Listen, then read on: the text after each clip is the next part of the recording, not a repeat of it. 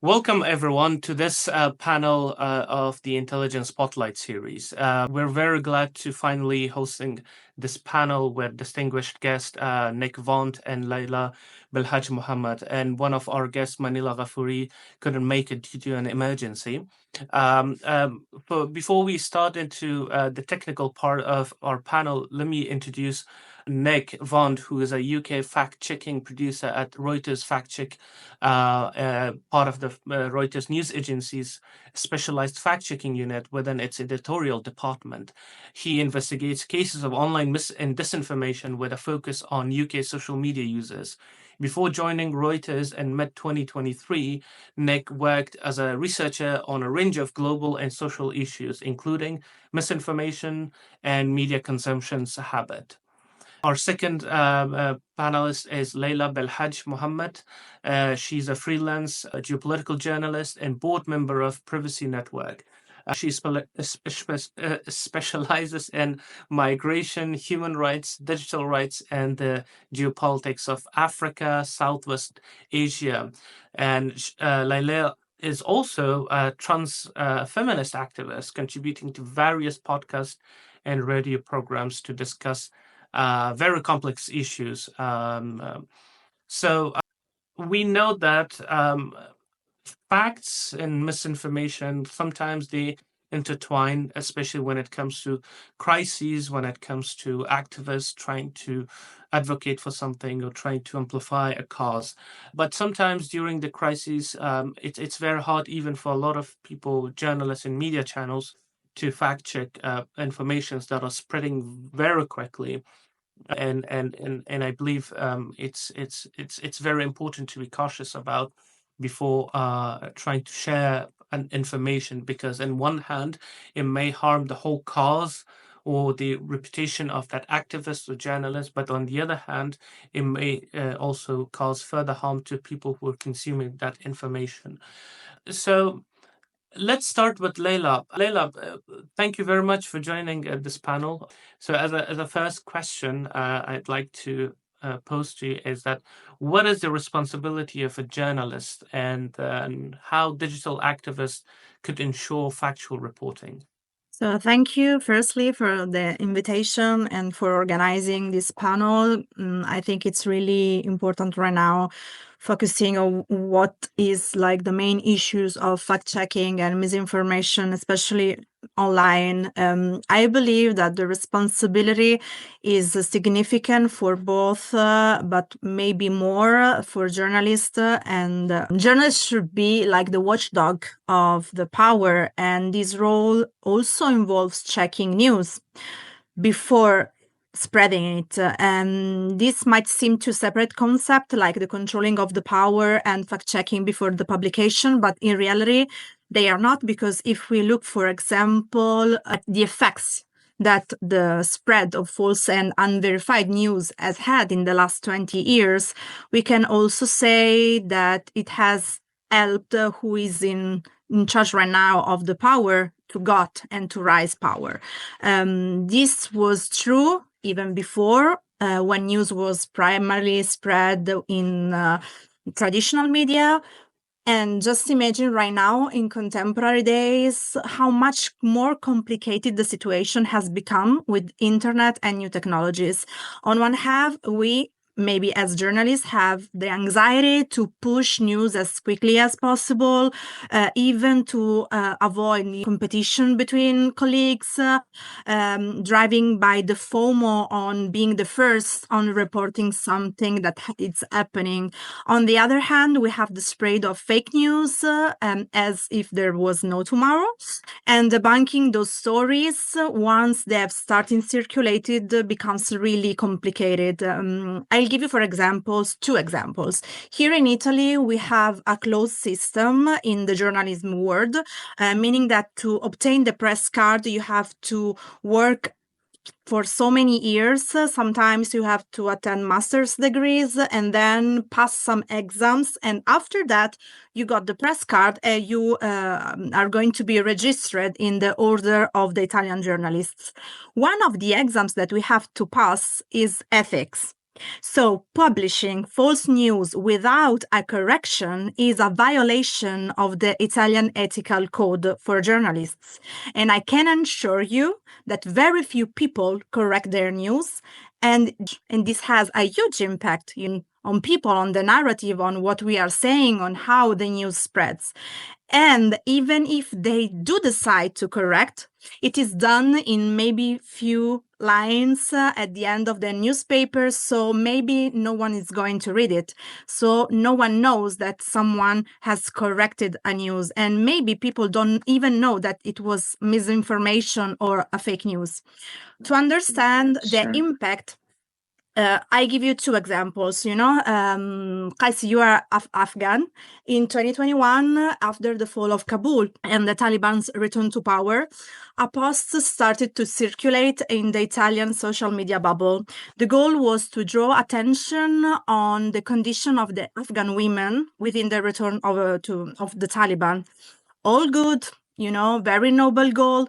But unfortunately, the post was posted with the picture of a woman wearing a niqab on a beach. But the problem is that in Afghanistan, and you can confirm, there is no access to sea.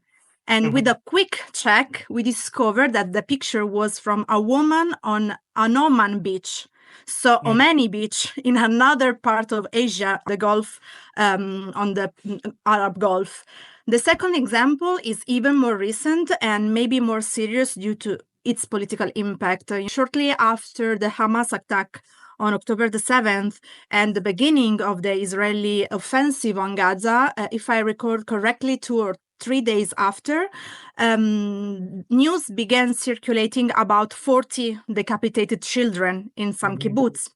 The story was spread everywhere on social media, traditional media, on TV, maybe in institutional statements. The news was debunked on few hours later. However, more than a year later, there are still public figures, politicians using that story also to justify the ongoing slaughter in Gaza. Even Joe Biden, at the end of his terms, brought the story up again. A false story, once it starts circulating, is almost impossible to stop. And I think that also Nick would agree with me on this. It's even more complicated when the information circulate on social media. And here we enter inside, like the digital realm. There's no need to recall to all the scandals related to the use of platforms to spread fake news or manipulating election through targeted content.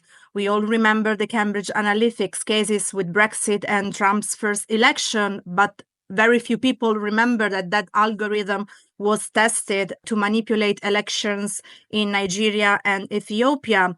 We also don't need to open the topic on X, since it was acquired by Musk, pushing some contents rather than others, endorsements to xenophobia, etc. I think that the question here is, how do we counter this drift and the use of this platform in these ways?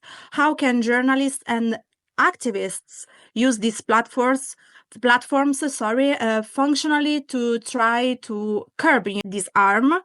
This is the main topic right now. I think that we need to find the ability to coordinated work, to fact check, to support each other, even in this, and maybe to build some platform like a space for resistance where we can work together for effective counter information. And it's even more urgent right now with like shadow ban, silence of dissent, silencing journalists, and also spywares, installed on our devices. So I think that this is one of the biggest issue right now for responsibility of journalists and activists in counter information. Thank you very much, Leila. It's really interesting because the examples you've given us, and also how it is at the end of the day people who are in the forefront of spreading information and are either journalists or activists, at the end of the day, they do have a moral responsibility to at least spread information that are accurate, or at the end of the day, stop information that they're not sure whether it's accurate or not. And the example of Afghanistan was also interesting because um, it's a good thing to say, okay, Afghanistan is a landlocked country. How is this possible? You see a picture, someone's waiting and in a place that is like covered with sea. And Nick, thank you for joining the panel.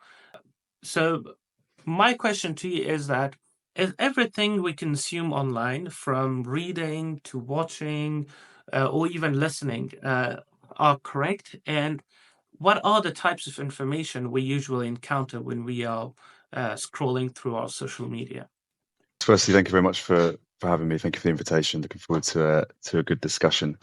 The short answer to that is no. There's an enormous variety of information. It's not just true information. It's not just false information. And moving away kind of from what Leila was saying about news organizations and journalists, we have that accountability mechanism. And if you look at social media, there isn't that accountability mechanism for when people are talking, sharing their views get mixed up with events. There's no sort of feedback loop for posting incorrect or misleading information. And that means that our online spaces kind of get polluted, and we have this sort of gray area of not knowing what's true and what's not. I mean, we can break down the types of information that we see very broadly into probably 3 or 4 topics. One is true and verifiable information. So say a post on social media, whether it's from a journalist or an activist or neither, a social media account that has 400,000 followers and pushes a certain political view may post, say, for example, they may say that a health ministry of a country has announced a new vaccine rollout.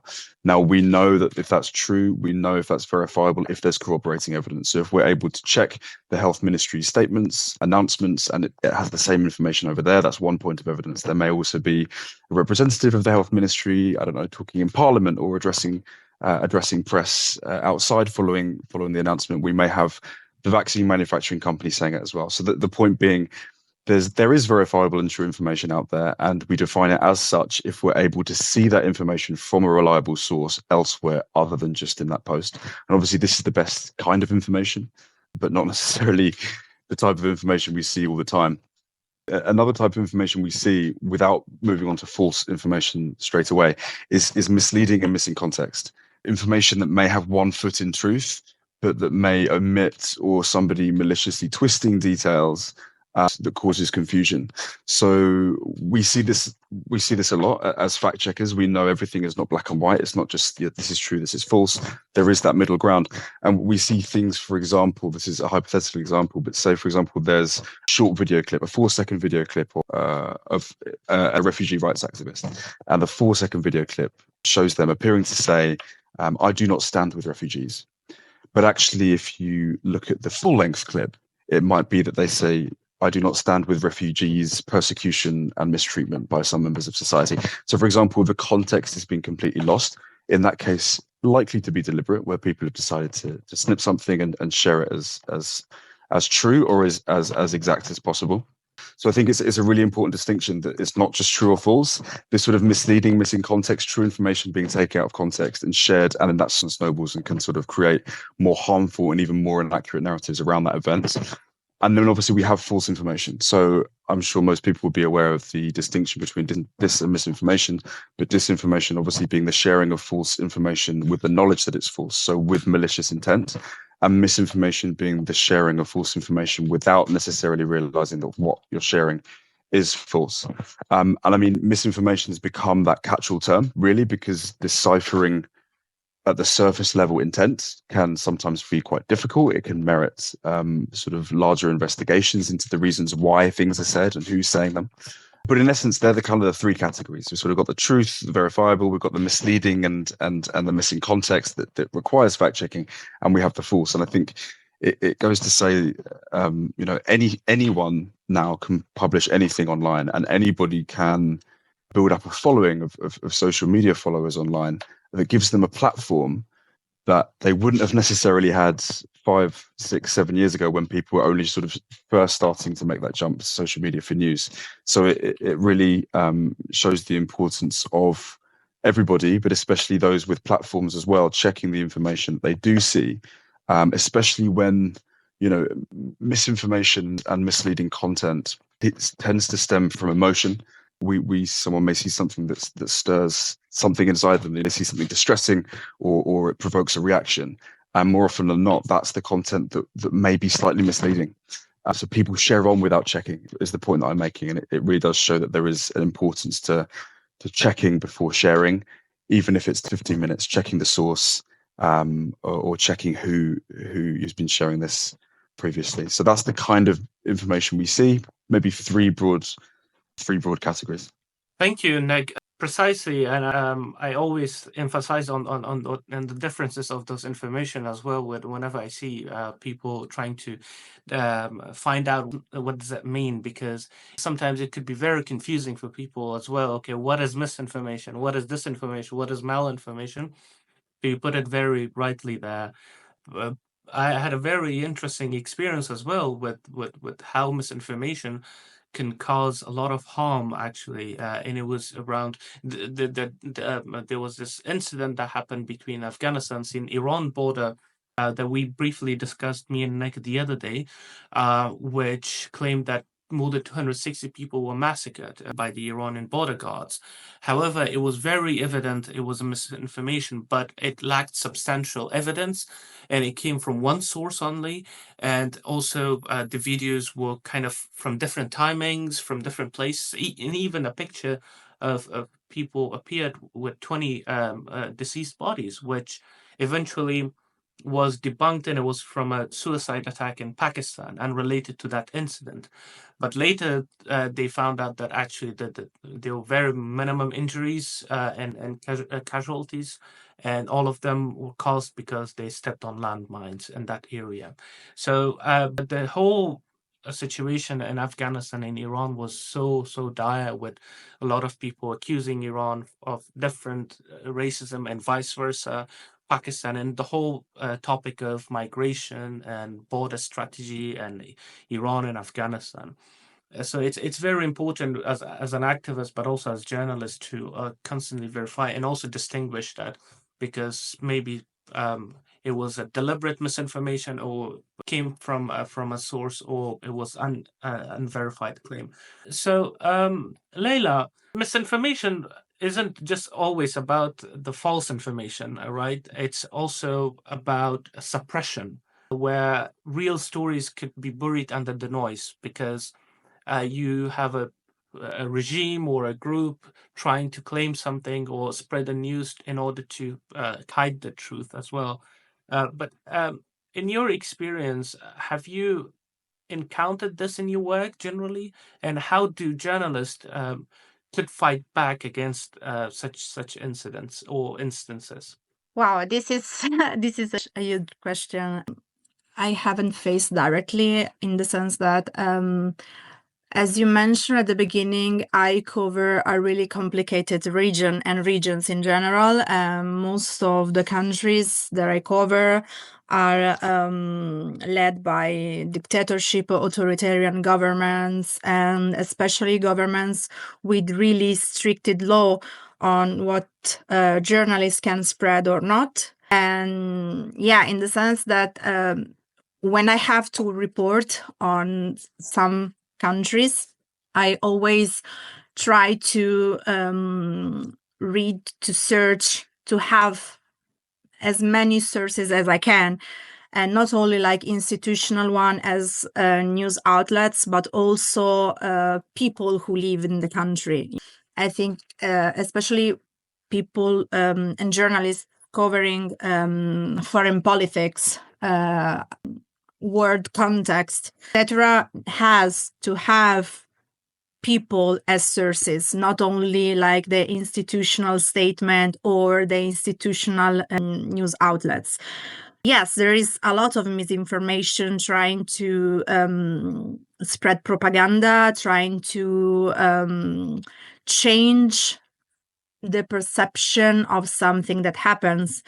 First thing that comes to my mind is how maybe some African leaders try to let journalists to spread the news about migration, how like they block migrants, or how they are trying to the agreements with the European Union for what concerns, as I said, stopping migration. Or in war context, we know that like it's the most evident scenario in which like propaganda it's spread from both sides. And something that we have to keep in our mind when we cover wars, for example, we are humans, so it's normal to maybe have, how can I say, to prefer a part, not the other, but we have to remember that both sides use propaganda to to let people be on their side. It's really complicated right now. It's also complicated when you cannot go on field, also to verify with your eyes what you are going to say, or if the information is true or it's not true. As Nick said before, like especially when we speak about like institutional statement, maybe we don't have the tools to verify if it's right or if it's wrong, if it's true. How we saw it also, for example, during the pandemics, how like government use data to like paint a kind of scenario, how they use the data of sick people, how they use the data of deaf people to close or open the streets, etc. So it's really complicated, and sometimes I think that we are also scared, and we also fear, to unlock and debunk the misinformation from some governments, some people in power, etc. I don't know if I've answered to your question, but I think that it's really hard, and the only tool that we have, it's like to have as much sources as possible, included people. And I think that maybe sometimes people are even more precious than institutional sources. Precisely. Thank you, Leila. Exactly. I actually had a discussion with a friend a while ago about how even despite we debunk some of these misinformation, they are actually deliberately put there by some state actors so that a lot of fact checkers and journalists get busy with trying to fact check and report on that, while they could carry on and actually do their own missions or strategies that they will have. And I guess this is a very important part that we should also understand how it works, how basically fact check works in general. Nick, I know the way you guys work at the Reuters is it very concise and very direct, and you all have your own policies and methodologies. So how do you verify a claim or simply a social media post trending online from start to finish? Maybe you can walk us through the general Reuters workflow. In essence, I guess it doesn't really deviate from the traditional standards of journalism when it comes to reporting and verification. It's based in the same principles of journalism that any journalist would be doing if it wasn't in a fact check unit, if you like. But the first thing we do, we monitor social media essentially not all day, but every day we'll be monitoring social media for claims, for social media posts that are viral, that may be incorrect, that may end up being true, but ultimately to investigate their accuracy. The first thing we do is we identify a claim, and that might sound really, really straightforward, but it's really important to determine exactly what's being asserted. Some claims online, especially text-based, they can be long, they can be complex, they can be elongated, maybe even deliberately. And it may be now on X, for example, the character limit is very long for blue tick accounts. So identifying the claim at hand and identifying the claim that you're going to debunk is the most important thing. So, for example, is the claim that a public figure was arrested, or that the public figure made a statement about being arrested? Is the claim that an explosion happened, or was the claim that an explosion was killed X amount of people, or happened at this location, or was done by X group. So first of all, it's really identifying what the claim is, the crux of it, and only then can you really proceed. The next thing we'll ask really is what's the source of the claim? And there's a couple of reasons why this is important. First, it can help our own direction internally. It may provide us an indicator of the reliability. So if we're able to pinpoint that this claim originated from an account that we may have fact-checked before, or that we know is prominent within a political ideological leaning, which of course there's nothing wrong with that, but we may have an indication as to sort of the motives behind certain pieces of information, why things may lack context and things like that. That can help us think, okay, we know where we are at the moment. It may provide us an avenue informally, internally to sort of direct our way of thinking. Another reason that we try and identify the source is to actually get in contact with them. So if we are in a situation where we have a suspected video purporting to show a political event or a public figure from France talking about something, for example, if we are able to identify the source of that video, the person who posted it first, that allows with our verification, it gives us a head start with our verification, because we're able to ask, are you the creator of this video? Can you vouch for its authenticity? If you are the creator of the video, can you tell us with what platform you created it and things like that? So after identifying the claim that we're looking at in the first place, we'll always try to identify the source. Sometimes this may not be possible, and that's not necessarily a huge hindrance on the process of verification, but that's always the second step that we'll take. The next step is, well, really it's the crux of the work. It's the evidence gathering. So we're asking ourselves, how accurate is this claim? And as Leila said, absolutely rightly, the amount of sources, the number of sources we can get for this, the greater, the better. We're always going to be looking for evidence relevant to the claim at hand, supportive or otherwise. We may consult multiple experts. We'll look at public records, official statements. We'll consult authorities. We'll get in touch with people named in the claim. We may conduct, Qais, I know this is your speciality, but geolocation and using satellite imagery to work out if something happened there and then. And we'll compile that. We'll bring it all together. We'll consider the reliability of the sources that we have as well. And we'll also, another point is we'll always reach out to experts if necessary, because, if we're dealing with a claim that's about climate change or vaccines or about a very specific technical aspect, I don't know, sort of wind farms or solar panels or something like that, we're always going to consult an expert, at least two experts within that field, to provide our readers with context and expertise from somebody who lives and works every day within that arena, and that really helps to bolster our fact check articles and our evidence as well.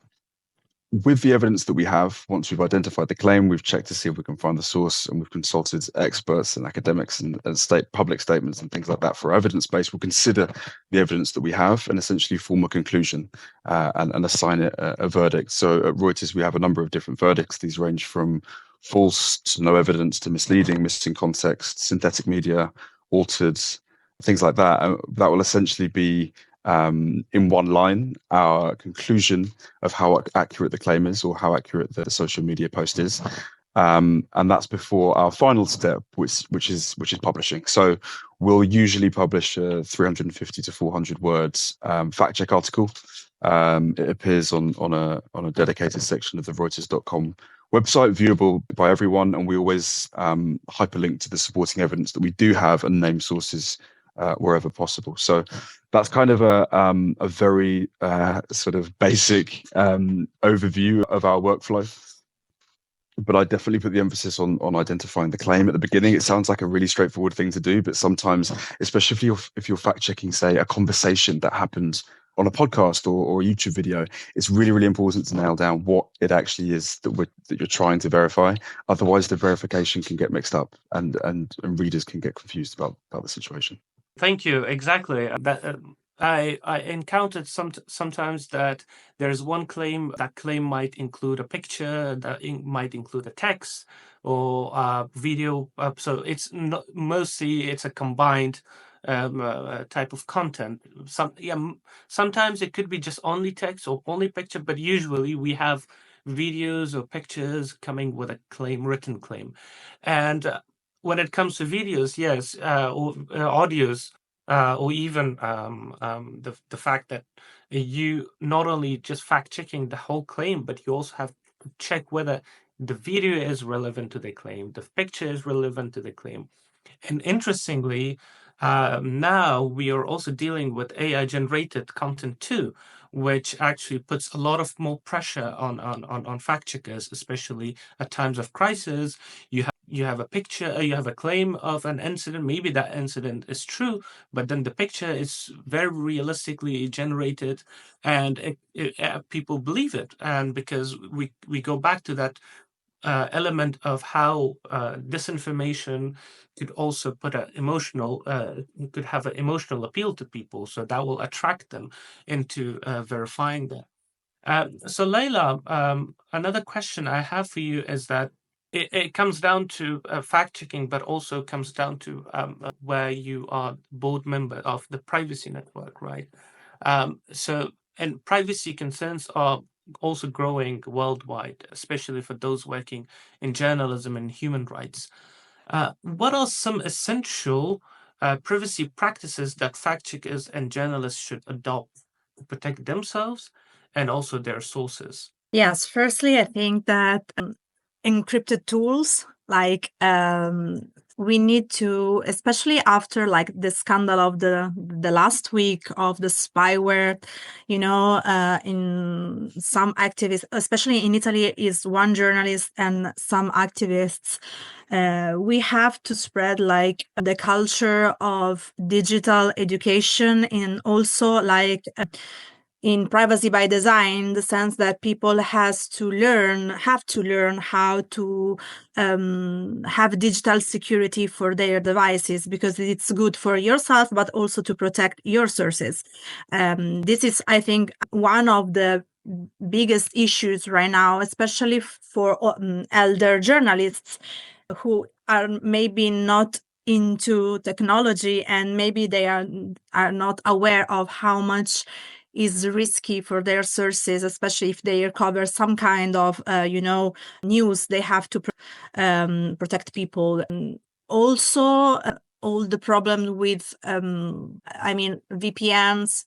It's good also, especially if you work in some spaces, maybe closed spaces. Having VPNs can be useful.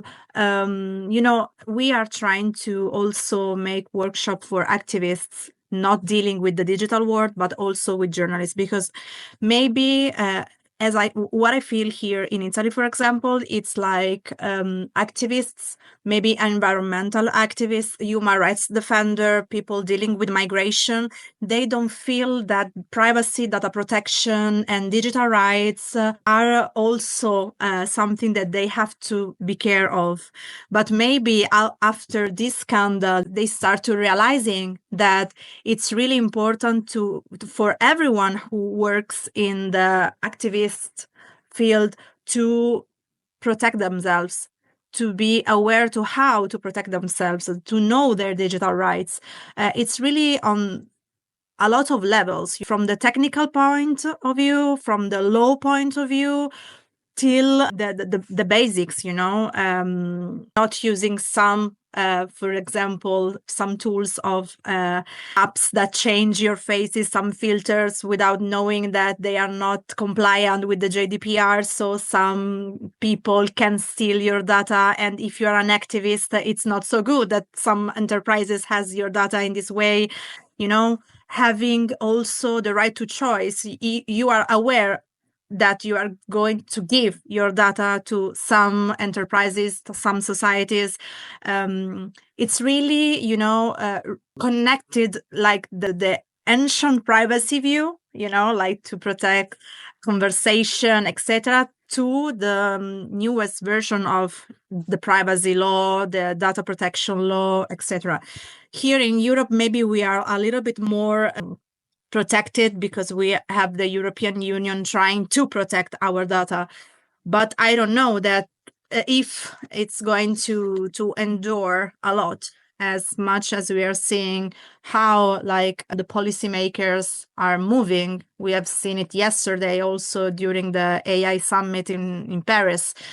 So I think that it's a topic that has to become more and more important to everyone who works with devices in general and that use data and use sources, and that's it. All the digital world, it's really connected with our work. So Absolutely. Privacy has become an integral part of how we function in a society nowadays. From using social media to being a journalist, an activist, or simply carrying out day-to-day activities. The simple fact that we enter a web page, we have to accept the cookies of it. Otherwise, the web page wouldn't work properly. And also, there are good things about it as well, that we actually expose some of our privacy stuff in order to receive those benefits or services. But on the other hand, if you are in a vulnerable position, if you are someone who is scared of being surveilled on, I think it's very important to be cautious. And at the end of the day, there is a good principle in journalism, also in open source intelligence, and that's called the do no harm, meaning that your work shouldn't harm others, and also shouldn't harm you or people that are involved with it, including your sources and other parts. And there's always this discussion as well on social media, but also in times of crisis. People, when you see a claim is debunked, people calling out media organizations or fact checkers that okay, they are biased. Why they try to fact check something, and that goes. And for that reason, I have that question for Nick, because I've seen some critics argue that fact checking organizations could have biases, and but so from your work in Reuters general policies and laws, so how does it maintain its neutrality and trying to ensure public's trust when it comes to your work area particularly? Yeah, I mean, I can't speak for other organizations, but within Reuters, maintaining public trust is paramount. It always has been, and we've got a number of safeguards that apply to Reuters fact check, but obviously also to Reuters at large, that ensures objectivity. So we have the Reuters Trust Principles. They were established in 1941, and they essentially state that Reuters and its journalists must report news information with integrity, with independence, with freedom from bias, and that applies to everybody with a Reuters pass that enters a Reuters newsroom. So that's the first thing I would say. Another thing, which is more honing in on the fact check unit, we have layers of editing. So it's not the case that a writer or a producer just sees something and publishes something. We have layers of editors. Our fact checks are vetted. We have multiple touch points. We have conversations, which is a very important part of I think, disinformation, having conversations about what we see and how we address it. So those layers of editing reduces the risk of inaccuracy as you pass through them. We at Reuters are also a signatory of the IFCN, so that's the International Fact Checking Network, which is essentially a sort of global community for fact checkers. It promotes best practice and fosters conversations and meetings and networking and things like that. And those principles themselves are promoting non-partisanship, fairness, transparency both in terms of methodology, but also in terms of funding of the media organizations that are part of the network, and also a commitment to open and honest corrections as well. So signatories, Reuters being one of them, also have to provide evidence that they are continuing to adhere to those. So those are the three aspects here at Reuters Fact Check that would sort of go towards our maintenance of our objectivity in this space. Thank you. So our official panel is over now. It's time for Q&A. I've already seen two questions from Said Anoush. I think the first question would be more relevant to Leila. That is about how we check the information and accuracy of information in a very closed civic space. good question. I think that a little bit we have already answered to it, because I think that's something has to be like a path of fact checking in general. So you have to have trusted sources for sure.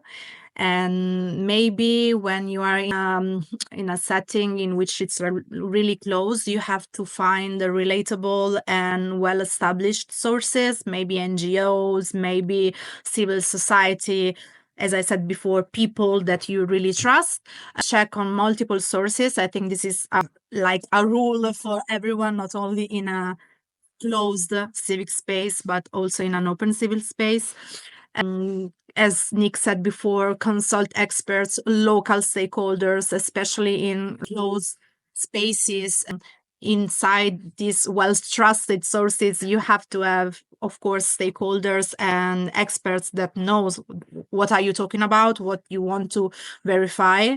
Maybe in this kind of situation, is much important than ever to have technology with encrypted tools. So have good digital security on your devices, using VPNs, using encrypted messaging services, secure your platforms, secure your apps, to have everything secured, just because maybe in a closed civic space you are scared to be tracked or spied.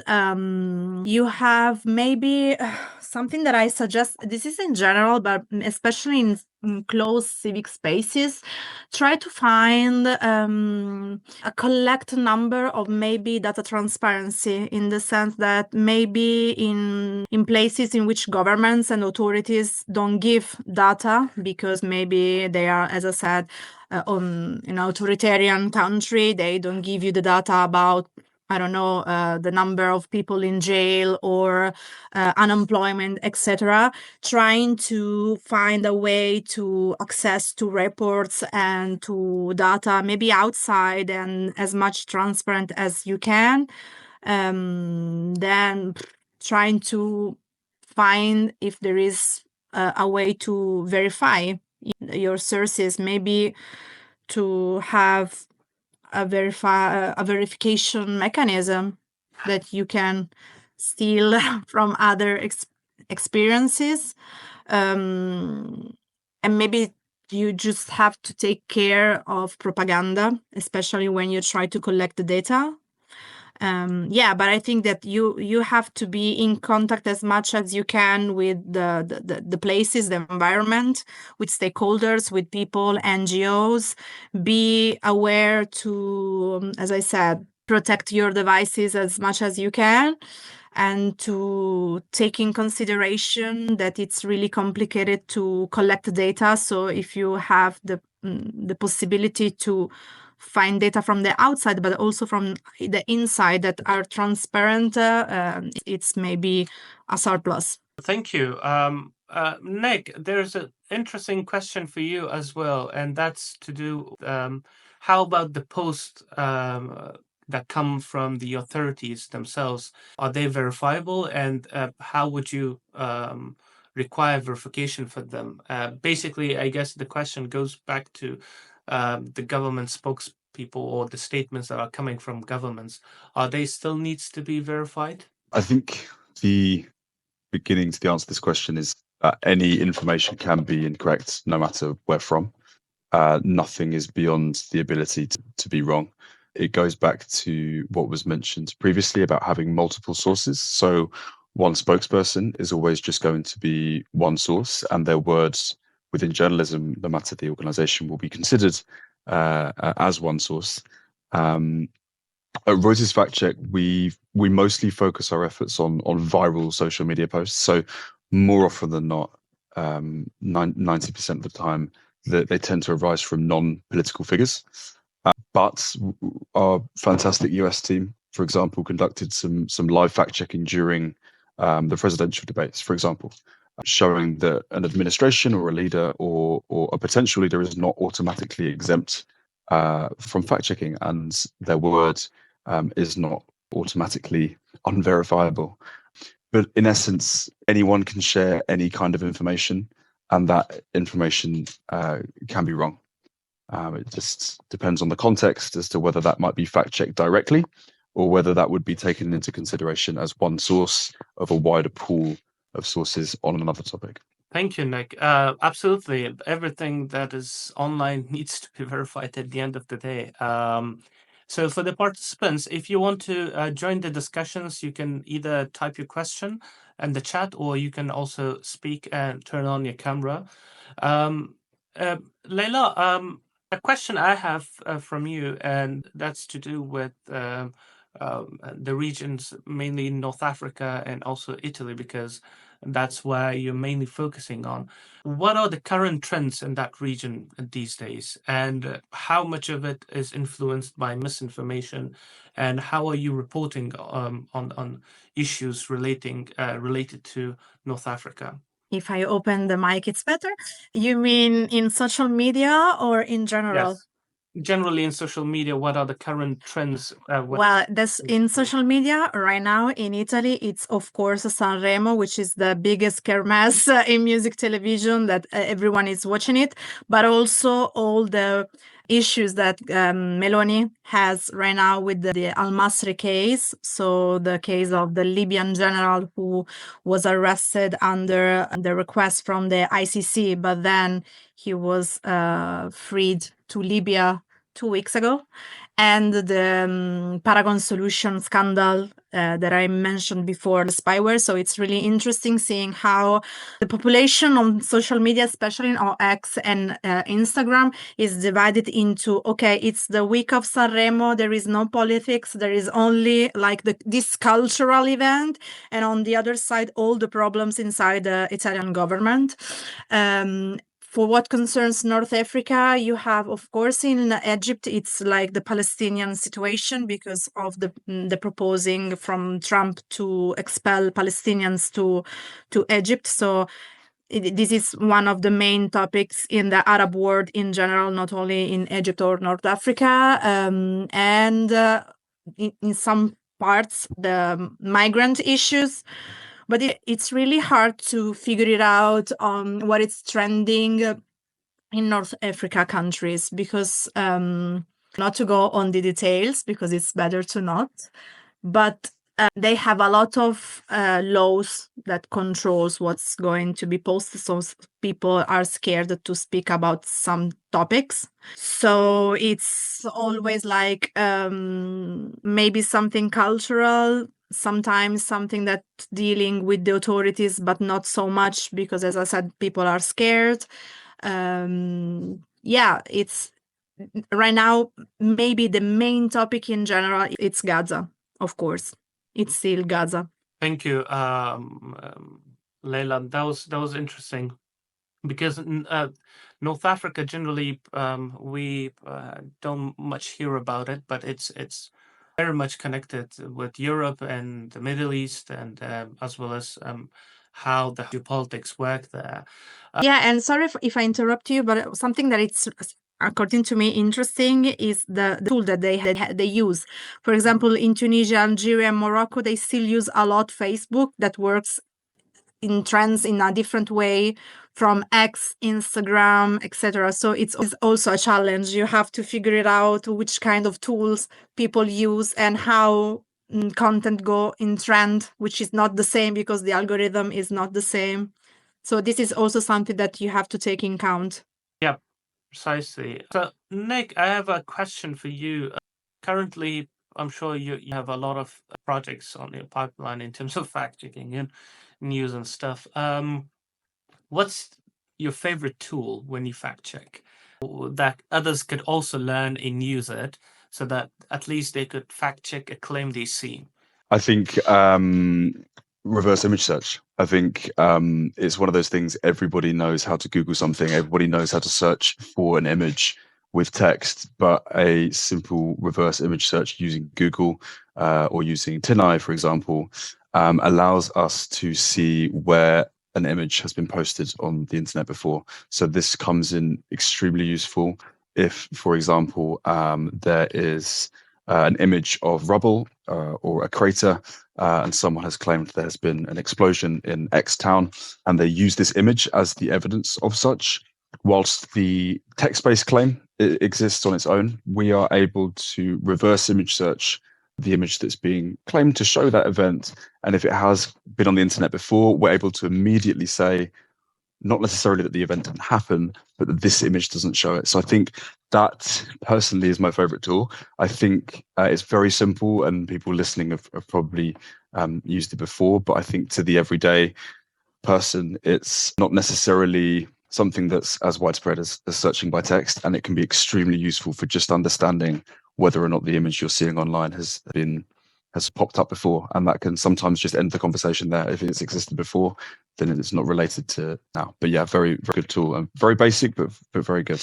Thank you. Leila, we have a question here for you, I guess, maybe because it's about the Italian context, which is that in Italy, it comes from Jonathan, that we have a problem in mainstream media and even in activism online and offline, and that's all-rounder. In Italy, we say tautologi or tautologi. I don't know how to pronounce that in Italian, but the example is a journalist right now speaks and writes about Palestine because it's the main event right now. But 2 years ago, he spoke or wrote about Ukraine. That's another point that corrodes, ruins information in our societies. So it was a bit of dense question, but I think you got it. You're in mute. It's tautology. Tautology, it's people that know about everything, but actually they don't know about nothing because they speak about everything. I can speak from my perspective. In my perspective, this is a huge problem in Italy. If we look into our other countries, European countries, I know, for example, the French one, which is the one that I know the most, you cannot find this figure that we have in the Italian television, for example, the columnists that speak about everything. For example, if you have a talk show about political stuff or maybe something that happened, everything, you have the same person 3 hours speaking about a lot of different topics, from the economy, foreign politics, internal politics, whatever. This, I think, has an impact on how the Italian population, for example, don't trust journalists anymore because no one is trustful, because everyone speaks about everything without having the skills to speak about everything. It's not, don't have like a diverse parterre, not only for what concerns like different background, but also academic background, competent background. I mean, this is a really huge problem in our network, and this is also why people are not buying newspapers anymore. They are not watching to television anymore. Like the journalists and the editorial sector in Italy, it's really in this huge crisis. Also because normally they look at the name of the person who is speaking much more than the competence that this person have. We have journalists that from New York speaks about what's going on in DR Congo, for example, without maybe don't know where Congo is in Africa. I remember when something happened to Tunisia, they spoke with the correspondent in Cairo. I mean, they are in completely different countries with different cultures, with different borders. Maybe it's better to speak with someone who is in Sicily, that at least it's nearest than Cairo to Tunis.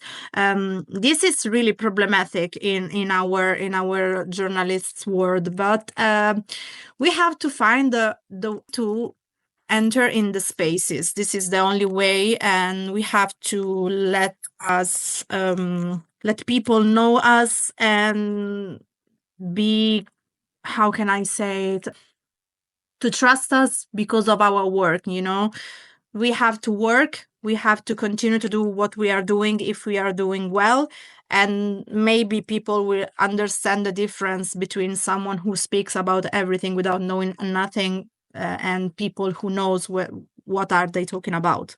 Precisely, and I agree with what you said, Leila. I've seen also lots of people, journalists, and even in the Afghan information space that they sometimes want to just go with trends and talk about places that even they don't know the context of it, or they start comparing countries together, which is actually, it's disrespectful towards that country, and shared history. They have different history, different political space, and different context to them. As we are at the last minutes of our panel, I think you might think about this question, but what was the most funny thing you fact-checked online so far in your career? Difficult to answer. Focused on the UK, we get less of the sort of conspiracy aspect to it. We also like to maintain quite a high bar with what we put out. When we're considering what to fact check, it needs to be at least harmful.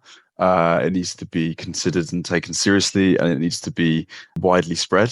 So I don't think I can answer that. I don't necessarily have a funny one, because we like to keep quite a high bar. Great. Yeah, that's another thing that we understand about Reuters, because having the high bar and things that actually harm, because sometimes so there are some information that necessarily don't harm much, or maybe are deliberately posted as a joke or as an opinion, rather than that's also something I think activists and fact checkers should be because there are online sarcasm as well, and some people just take it very literally. So be cautious of that. Leila and Nick, thank you so much for joining the panel. As a last question from both of you, what's that one word, one term that you use mostly in either your work or daily life, and that it has a strong meaning in generally in your life? Oh, that's a tough one. I might sound boring, but it's probably verification or verify. How do we, or maybe knowledge. How do we know? Always questioning what we know based on either what we see on social media, but also from the evidence we get. So maybe verification, if that's not too boring of an answer. Verify. Verification. Okay, we got that. And from you, Leila? I mean, you want a word that I use while working, or that it's related to work? Because they are completely different from, I mean, if you want the first one, it's the Italian equivalent of full, because every time that I see something that I have to work on, I'm full. I mean, there is no space, no more to like breathe in everything that is going on right now. But you want one related to what I'm working on, and one for your work, and one could be generally a meaningful word in your life. For my work right now, it's surveillance. Mm. It's really surveillance, because I'm dealing a lot with surveillance, mass surveillance, facial recognition, spyware. Like, I'm dealing a lot with this part of my job. And in general, it could be a little bit more like romantic, but it's revolution. And maybe it's also connected. This is more like personally and maybe culturally involved, but it's revolution. Resist, because I think it's a moment, it's an historical moment in which we have to be aware of everything that is going on. And on that note, let's make a revolution of fact-checking in every field. And thank you so much, Nick and Leila, and for everyone who joined us. Please go and check out Nick's work on Reuters website, as well as on social media, as well as check out Leila's work. She's very active on Instagram and X. Mostly she writes in Italian, but also I've seen a lot of English content from her. Go check their work. Thank you so much for joining. Till next time, bye-bye. Thank you. Thank you very much. Bye.